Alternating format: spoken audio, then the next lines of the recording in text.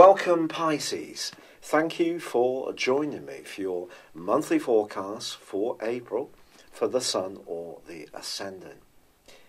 If you've yet to subscribe to my channel, I'd be really grateful if you did now. This month begins with Mars, the planet of passion, moving into a new home. It relocates on the first day into the sign of Gemini, which is a mutable sign just like yours in terms of the quality. What this means is, I think, that over the following 6 weeks, you could find yourself particularly busy when it comes to home decoration, starting a business from home, perhaps spending more time in the garden if you're in the northern hemisphere and being hemmed in for much of the winter. Or it could mean that some family and emotional issues are going to come more into focus for you.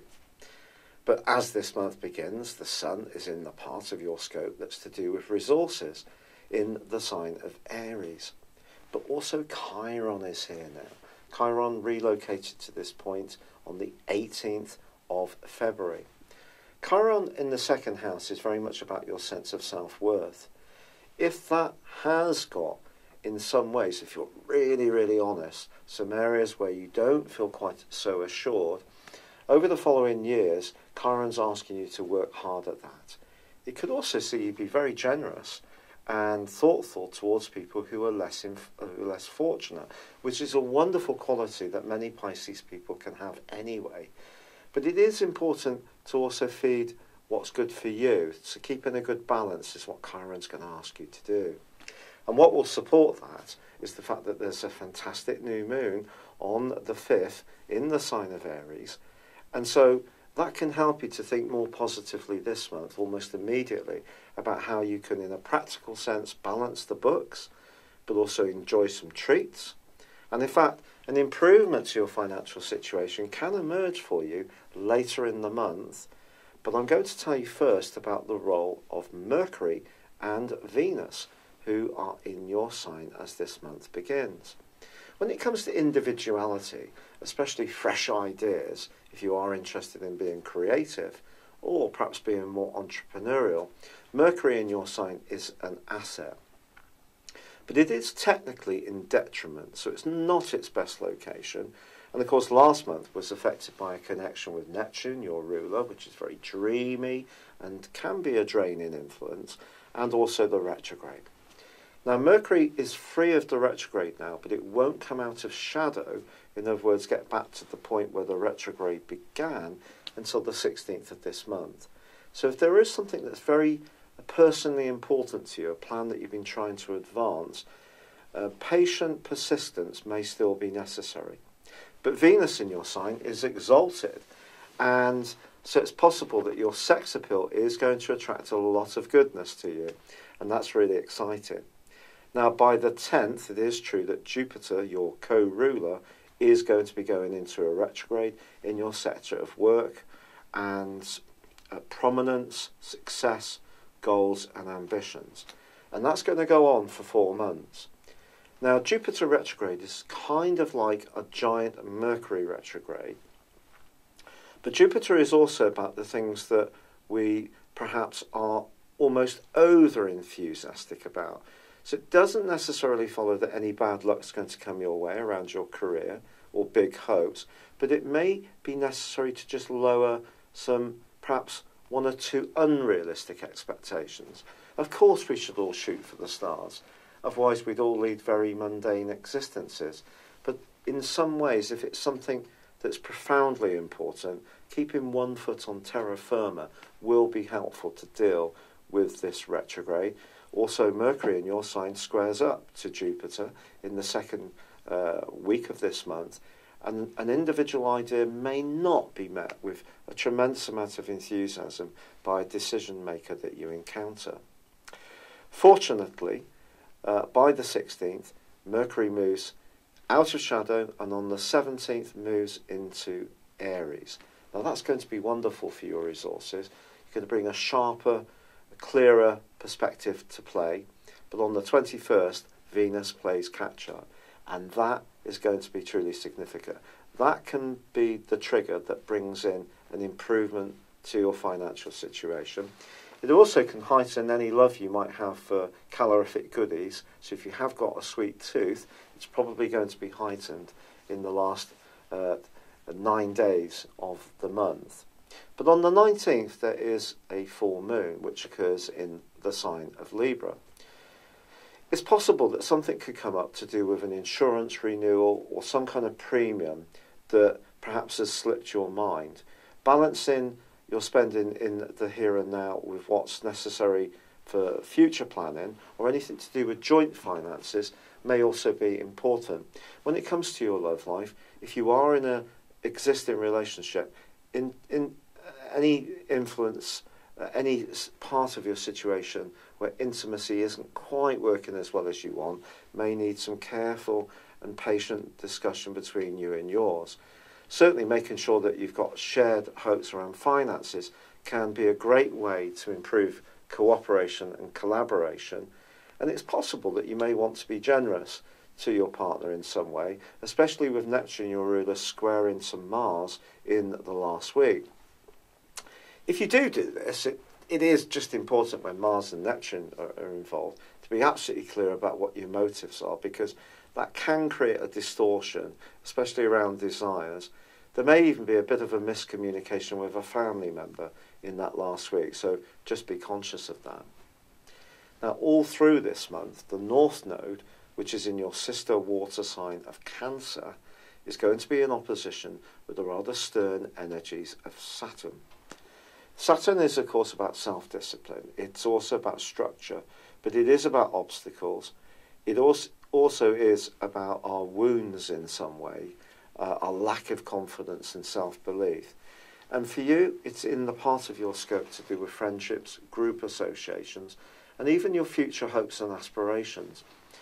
But all of this month, it's opposite the North Node, and obviously, therefore, conjunct the South Node on the nodal axis. So when it comes to developing your social life or your hopes around your love life, it is important to understand your core values. I think they are going to really be challenged at sometimes this month, not necessarily in a sinister way. It just could be that you may become more conscious about some of the people you hang around with, and a bit more picky and choosy about who you do give your time and energies to. Why not? Fortifying all of our boundaries is always a constantly good process. But also this month, from the 5th, Saturn is alongside Pluto. Pluto has been in this location for you since 2008. So there has been a transformation around the things that basically you're working towards. But someone once said to me, well, didn't once, it's actually quite recently, but one of the interesting things about Pluto is that when we get to the point where we achieve something that was important to us, very often it's not quite the up that we thought it might be when we set out on that journey, because we've evolved in the interim. So I think this might be what's going on for you with this conjunction between Saturn and Pluto. For sure, they are 3 degrees apart. They're not absolutely conjunct. But the 3-degree orb on higher octave outer planets is very close. They go exactly conjunct in 2020. So I think there could be some significant changes about some of your planning for the future. It can relate who you want to stay involved with in terms of friendships, group associations, or even the causes that really inspire you. Some new causes could come in that really fire you up, and others that used to be important completely lose their appeal. But on the 20th of this month, the Sun does move into a fine location for you. Things are going to start to speed up, quite frankly. He moves into Taurus, and almost immediately from the 20th through to the 26th is combining with the rather erratic but exciting energies of Uranus.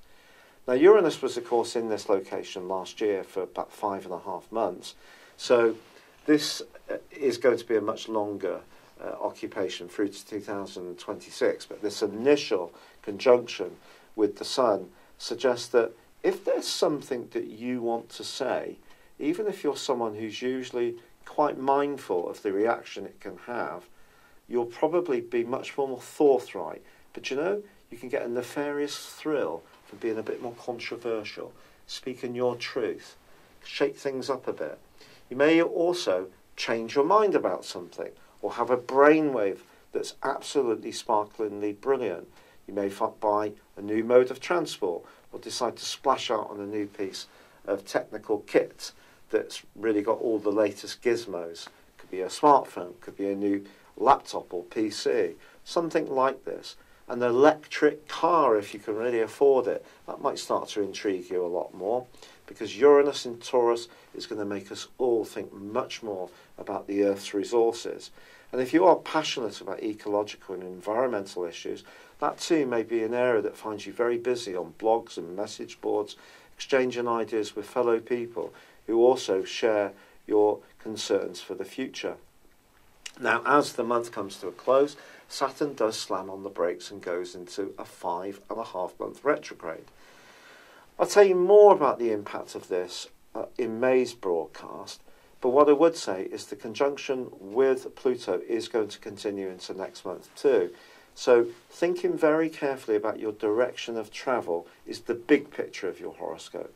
The small picture of your horoscope, or the more instant picture, is about taking your ideas, creativity and attractiveness and conducting them into something solid and tangible, which improves your lot or gives you a greater sense of self-esteem, or perhaps improves your cash flow.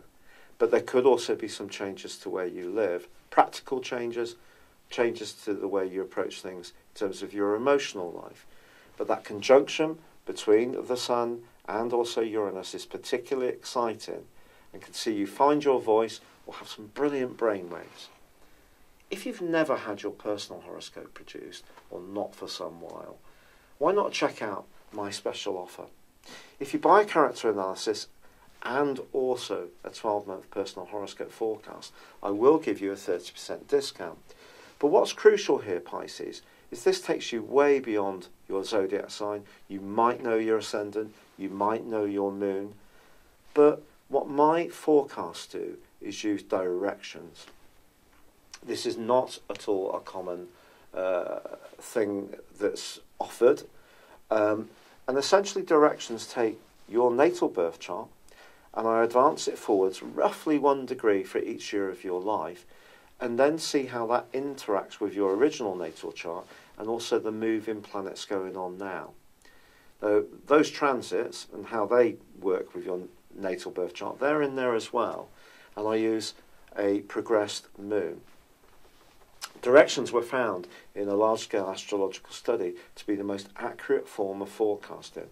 It's quite incredible how powerful directions are. For example, my sun is in the 1st degree of Aquarius. Because of my age, it's just moved into Aries. So my life experience over the last year and a half has become much more Arian. I also have Venus and the moon, sorry, not the moon, because the moon is different. It works differently. It works through the progressed moon. But I also have Venus in the sign of Aries too, whereas my directed Saturn and Mars are in the sign of Aquarius when they were in Sagittarius. And it's how these interact with your original natal chart on the conjunctions, so the angles, conjunctions, the squares and the oppositions, which are so important and influential. Now obviously some transits like Saturn return still retain a great deal of importance. But this is something that really can give you a quite incredible insight into your evolving life, where it's travelling, and how you can plan for the future in a way which maximises your opportunities and alerts you to any challenges that are coming up in the following year. But for now, I'd love it if you would like or comment. Good luck and goodbye for now. Hello, thank you so much for watching my video. I'd love you to join me at my Horoscope Ace app. You can find this at www.horoscope-ace.com.